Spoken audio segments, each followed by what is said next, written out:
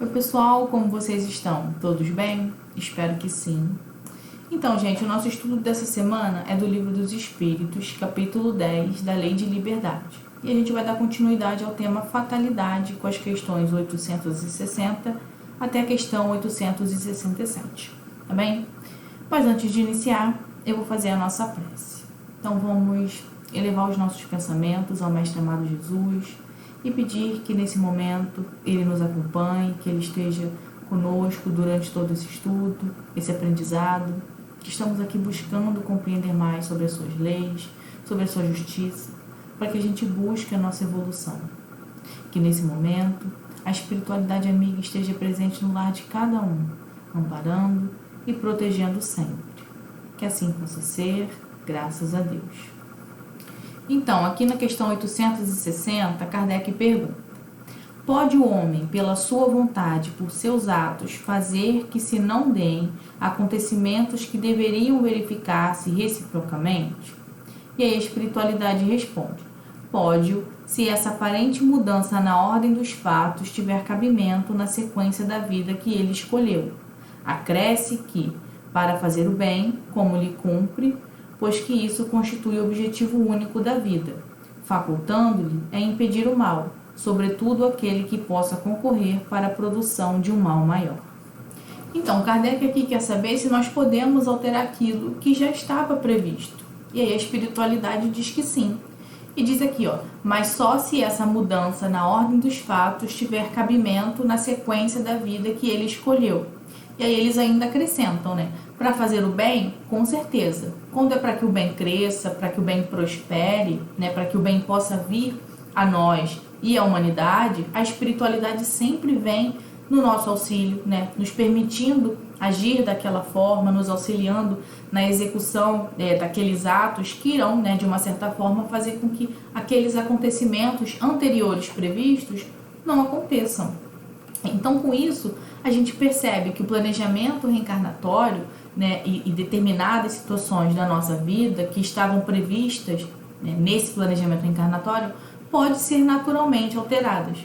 E isso fica claro para a gente compreender que quando você faz o bem, quando você age no bem, quando você busca a realização do bem, a espiritualidade vem em nosso auxílio para que as coisas possam acontecer.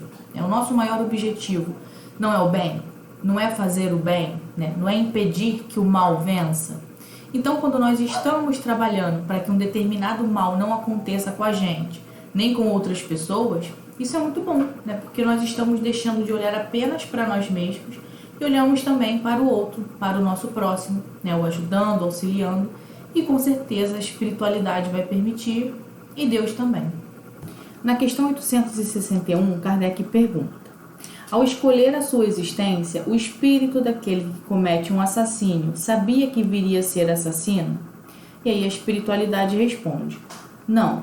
Escolhendo uma vida de lutas, sabe que terá ensejo de matar um de seus semelhantes, mas não sabe se o fará, visto que ao crime precederá quase sempre, de sua parte, a deliberação de praticá-lo. Ora, aquele que delibera sobre uma coisa é sempre livre de fazê-la ou não. Se soubesse previamente que, como homem, teria que cometer um crime, o espírito estaria a isso predestinado. Ficai, porém, sabendo que ninguém é predestinado ao crime e que todo crime, como qualquer outro ato, resulta sempre da vontade e do livre-arbítrio. Demais, sempre confundis duas coisas muito distintas: os sucessos materiais da vida e os atos da vida moral. A fatalidade que algumas vezes há só existe com relação àqueles sucessos materiais cuja causa reside fora de vós e que independem da vossa vontade. Quanto aos atos da vida moral, esses emanam sempre do próprio homem, que, por conseguinte, tem sempre a liberdade de escolher. No tocante, pois, a esses atos, nunca há fatalidade. Então, aqui nós temos dois pontos para explicar nessa questão. O primeiro é que o espírito nunca vai ter um planejamento reencarnatório para o mal. Não existe planejamento reencarnatório negativo. Não tem um planejamento para que alguém mate alguém, para que alguém machuque um irmão seu, para que alguém pratique o mal. Todos os planejamentos são feitos para que a gente possa vencer. E o segundo ponto que nós devemos entender nessa pergunta é que os nossos planejamentos, as vivências que nós precisamos enfrentar e que possam ser escolhidas no nosso planejamento reencarnatório dizem respeito aos acontecimentos materiais da nossa vida, né? Como eu vou nascer, onde eu vou nascer, em que meio, né? Quem serão meus pais, meus filhos, meu companheiro ou companheira, né? Como eu vou desencarnar, doenças, profissão. Isso é algo que está mais direcionado aos aspectos materiais da nossa vida, né? Não tem como eu interferir onde eu vou nascer ou quem serão meus pais, né? Isso aqui é o que eles chamam de sucessos materiais e acontecimentos materiais. Então está previsto eu nascer, por exemplo, em um ambiente que seja aí, favorável ao crime. Mas o aspecto relacionado à vida moral, né? A liberdade de escolher entre praticar ou não o mal, isso não é algo material, isso é moral. Depende das minhas escolhas e daquilo que eu vou fazer diante das situações da vida, né? Porque a vida, ela me proporciona aí inúmeras condições e situações. Agora, como eu vou agir diante delas, isso é livre-arbítrio. Então, qualquer atitude nossa para o mal não é planejamento, é escolha. Na questão 862, Kardec pergunta: existem pessoas que nunca logram bom êxito em coisa alguma, que parecem perseguidas por um mau gênio em todos os seus empreendimentos. Não se pode chamar isso de fatalidade? E aí a espiritualidade responde: será uma fatalidade se lhe quiseres dar esse nome, mas que decorre do gênero da existência escolhida. É que essas pessoas quiseram ser provadas por uma vida de decepções, a fim de exercitarem a paciência e a resignação. Entretanto, não creia seja absoluta essa fatalidade. Resulta muitas vezes do caminho falso que tais pessoas tomam em discordância com as inteligências e aptidões. Grandes probabilidades têm de se afogar quem pretender atravessar a nado um rio sem saber nadar. O mesmo se dá relativamente à maioria dos acontecimentos da vida. Quase sempre obteria o homem bom êxito se só tentasse o que estivesse em relação com as suas faculdades. O que perde são seu amor próprio e a sua ambição, que o desviam da senda que lhe é própria e o fazem considerar vocação o que não passa de desejo de satisfazer as certas paixões. Fracassa por sua culpa, mas em vez de culpar-se a si mesmo, prefere queixar-se da sua estrela. Por exemplo, que seria um bom operário e ganharia honestamente a vida, mete-se a ser mau poeta e morre de fome. Para todos haveria um lugar no mundo, desde que cada um soubesse colocar-se no lugar que lhe compete. E o que a gente entende, né, sobre fatalidade? É algo que acontece, né, sem a minha vontade, sem que eu deseje, ou que seja algo, né, ou que seja uma vontade exclusivamente divina, uma vontade de Deus. Conforme a gente vai estudando aqui essas questões do Livro dos Espíritos, a gente percebe que, na verdade, aquilo que acontece nessa vida, as situações que a gente passa, nós que escolhemos antes de reencarnar, né? Então, fatalidade mesmo, não teve, né? Se a gente entender aí que a fatalidade é algo à parte da nossa vontade, né? Porque as coisas morais a gente escolhe aqui na Terra. E as coisas referentes aos aspectos materiais, a gente escolhe no plano espiritual antes de reencarnarmos. Ou seja, houve sempre ali a nossa participação, né? Mas pra gente, né, nesses momentos que a gente passa, parece fatalidade. Porque quando reencarnamos aqui na Terra, não lembramos que nós fizemos essa escolha e parece que ela foi dada por Deus, né? Única e exclusivamente, sem que eu participasse dessa decisão. Mas nós já sabemos que não é assim. Mas referente a essa questão, a espiritualidade disse, né, será fatalidade se você quiser dar esse nome, mas decorre do gênero de existência escolhida, ou seja, você que escolheu. Pode ter escolhido uma vida de provas, de decepções, de miséria, de lutas, né, para exercitar a paciência, a resignação. Eu vou chamar de fatalidade algo que eu mesmo escolhi? Não, né? Mas a espiritualidade disse, se você quiser chamar dessa forma, tudo bem, mas saiba que você participou dessa escolha.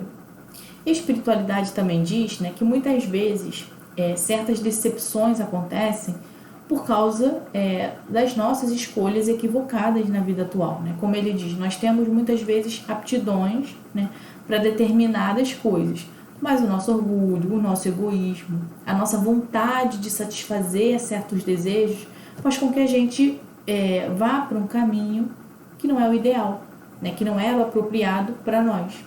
Essas decepções acontecem da nossa própria responsabilidade em não agir conforme aquilo que nós deveríamos, né? Seguindo aí as nossas habilidades, as nossas aptidões, mas querendo buscar muitas vezes algo além do nosso dever, da nossa necessidade naquela existência. Na questão 863, Kardec pergunta: os costumes sociais não obrigam muitas vezes o homem a enveredar por um caminho de preferência a outro, e não se acha ele submetido à direção da opinião geral quanto à escolha de suas ocupações? O que se chama respeito humano não constitui óbice ao exercício do livre-arbítrio? E aí a espiritualidade responde: são os homens e não Deus quem faz os costumes sociais. Se eles a estes se submetem, é porque lhes convém. Tal submissão, portanto, representa um ato de livre-arbítrio, pois que, se o quisesse, poderiam se libertar de semelhante julgo.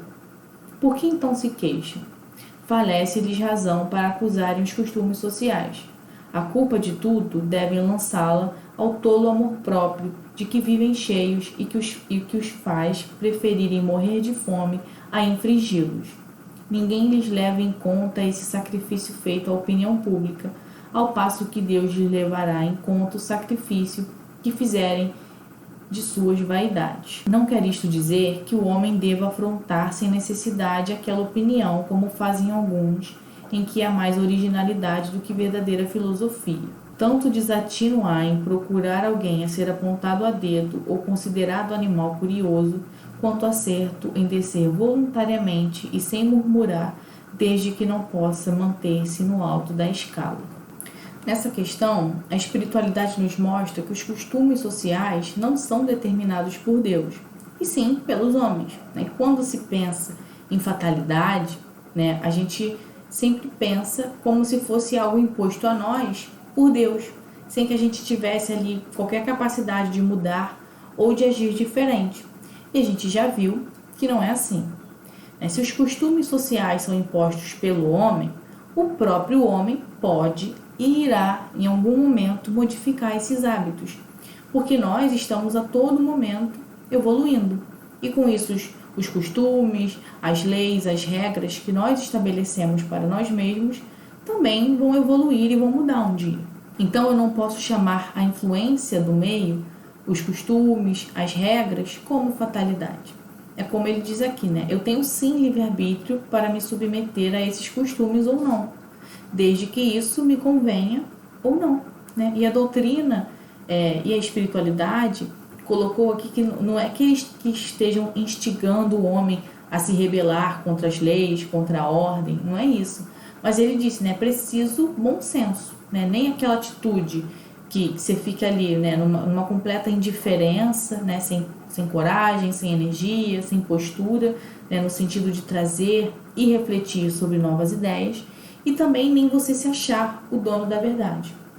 Então, nós precisamos ter equilíbrio, avaliar em que situações vale a pena e é necessário apresentar uma atitude e quais situações é melhor a gente calar. Então, a fatalidade nessa situação, nesse exemplo, referente aos costumes sociais, não existe. Na questão 864, Kardec pergunta: assim como há pessoas a quem a sorte em tudo é contrária, outras parecem favorecidas por ela, pois que tudo lhe sai bem. A que atribuir a isso? E aí a espiritualidade responde: de ordinário é que essas pessoas sabem conduzir-se melhor nas suas empresas, mas também pode ser um gênero de prova.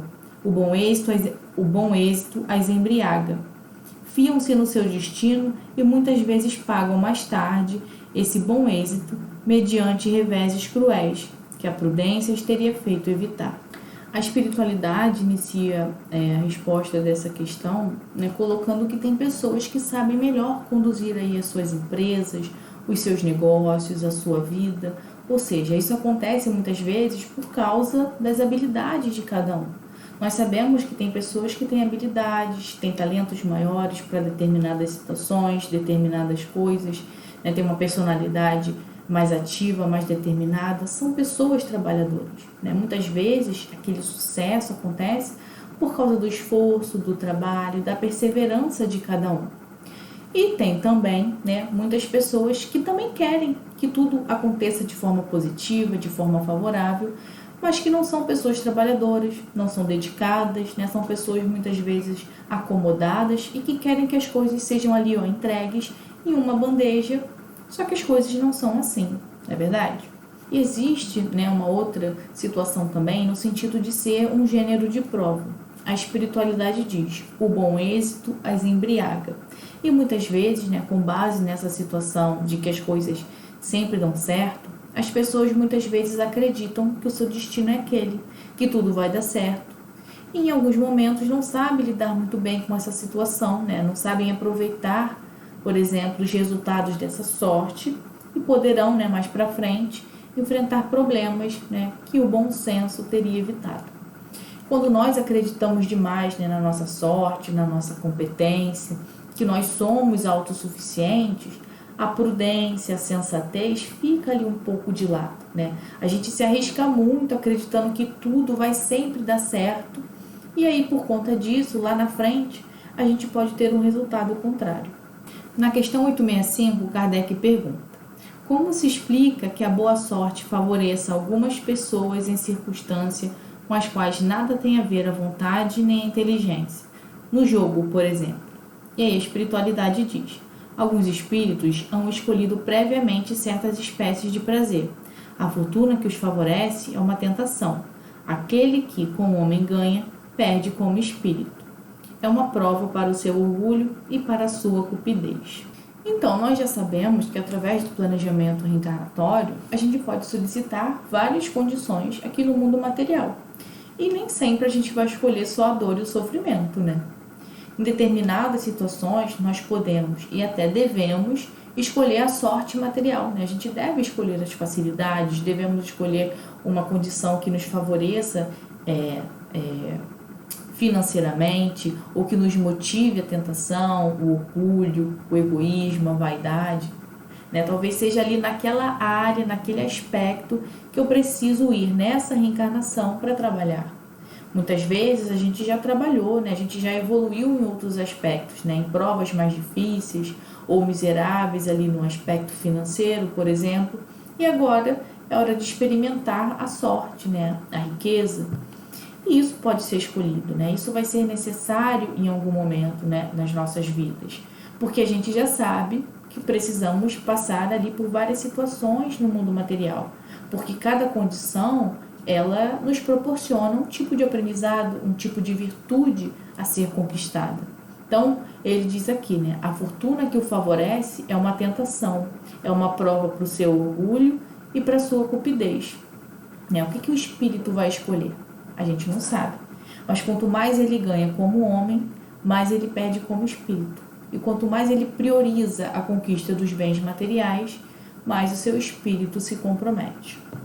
Na questão 866, Kardec pergunta: então, a fatalidade que parece presidir aos destinos materiais de nossa vida também é resultante do nosso livre-arbítrio? E aí a espiritualidade responde: tu mesmo escolheste a tua prova. Quanto mais rude ela for e melhor a suportares, tanto mais te elevarás. Os que passam a vida na abundância e na aventura humana são espíritos pusilânimes, que permanecem estacionários. Assim, o número dos desafortunados é muito superior aos dos felizes deste mundo. Atento que os espíritos, na sua maioria, procuram as provas que lhes sejam mais proveitosas. Eles veem perfeitamente bem a futilidade das vossas grandezas e gozos. Acresce que a mais ditosa existência sempre agitada, sempre perturbada, quanto mais não seja pela ausência da dor. Então, Kardec perguntou se a fatalidade que parece presidir aos destinos materiais é resultante do livre-arbítrio. E a espiritualidade disse que nós mesmos escolhemos. Ou seja, ele está mostrando que sim, né? A nossa vida é resultante das nossas escolhas. E a espiritualidade também diz, né, que a grande maioria, sabendo da necessidade de evoluir, de crescer, pede, né, justamente as situações mais difíceis, situações que exijam de nós mais empenho, mais esforço, né, mais dedicação, perseverança, fé. E por quê? Porque se a gente pedir para vivenciar aqui, né, uma vida de pouco sacrifício, uma vida muito tranquila, uma vida muito boa, né, no sentido material, mas de poucas oportunidades, né, que eu tenho ali poucas oportunidades em relação à espiritualidade, muitas vezes eu vou vir e quase não vou evoluir, né? Por isso que o número de infelizes é maior que o dos felizes nesse mundo, é porque os espíritos procuram as provas para que para eles sejam proveitosas, né? Para que eu vou pedir uma reencarnação para ficar aqui na ociosidade, né? Usufruindo aí das futilidades da vida material, se isso não vai agregar valor à minha experiência reencarnatória. Então, as nossas provas escolhidas, ela tem que ser escolhidas com inteligência, né? Eu tenho que escolher aquilo que realmente vai me ajudar no meu progresso, não vai fazer com que eu venha até aqui na Terra, né, que eu reencarne, e perder essa oportunidade. Então, nós precisamos estar em sintonia com a espiritualidade e com Deus, né, para a gente poder aproveitar essas provas o melhor possível. E na questão 867, Kardec pergunta: de onde vem a expressão nascer sob uma boa estrela? E a espiritualidade responde: antiga superstição que prendia as estrelas ao destino dos homens. Alegoria que algumas pessoas fazem a tolice de tomar ao pé da letra. A espiritualidade nos mostra que isso, na verdade, é uma alegoria, né? Uma crendice que a humanidade, de alguma forma ou de outra, foi adquirindo e acabou acreditando que, de fato, as pessoas têm alguma influência ou sofrem alguma influência por causa das estrelas, né? Nada chega ao homem de forma gratuita, né? Todos os benefícios que nos chegam é por causa do nosso merecimento, né? Do nosso esforço, da nossa luta, da nossa perseverança no bem. Então, não há méritos, não há conquistas sem esforço e sem trabalho. Então, as pessoas que no mundo material, né, que atualmente parecem estar favorecidas pela vida, né, parece que está tudo ótimo, está tudo de boa, nada disso é gratuito, né? É possível que ali a pessoa possa estar em uma situação de prova, né? A gente não sabe. Muitas vezes tem pessoas que estão aí em condição favorável, né, onde a vida parece, né, realmente estar mais leve, mais tranquila, né, mas ali ela está como uma prova para que ela perceba a necessidade de fazer o bem, né, considerando que na vida pessoal ela não tem dificuldade, né, que ela possa olhar para o outro e buscar aliviar as dores dele, né, que ela ajude o próximo. Então é sempre uma oportunidade para ajudar, mas pode ser também do merecimento de cada um. Quando nós já somos pessoas um pouco mais felizes, isso resulta das nossas conquistas pessoais, né? Porque Deus não prestigia ninguém pelo nascimento e nem pela morte. Cada um tem aquilo que merece, né? Aquilo que plantou e aquilo que conquistou. Então, pessoal, esse foi o nosso estudo de hoje. Espero que vocês tenham gostado. E agora, para finalizar, eu vou fazer a prece, tá bem? Jesus, nosso amado irmão, obrigada por mais um estudo, que a gente possa sempre aprender mais sobre a doutrina, sobre os seus ensinamentos. Ampare e proteja todos, Senhor. Abençoe os trabalhos realizados na Casa do Caminho e abençoe cada trabalhador também. Que assim possa ser, graças a Deus.